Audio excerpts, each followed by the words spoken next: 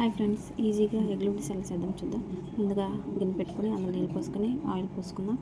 ఈ Maggi noodles కూడా వేసుకున్నాక కొంచెం ఉడికాక అటు ఇటు కొంచెం కలిపిన తర్వాత 50% ఉడికిన తర్వాత పక్కనే వడపెట్టుకున్న తర్వాత పక్కనే ప్యాన్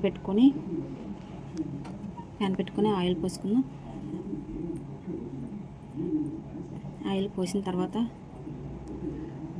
జీలకర్ర పోపులు వేసి ఉల్లిపాయ ముక్కలు కూడా వేసిన తర్వాత బాగా కలుపుకొని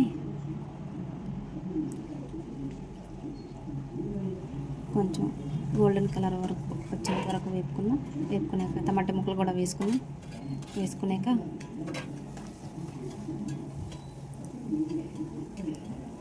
బాగా కలిపిన తర్వాత వేసి ఒక 10 మినిట్స్ అటు ఇటు కలిపిన తర్వాత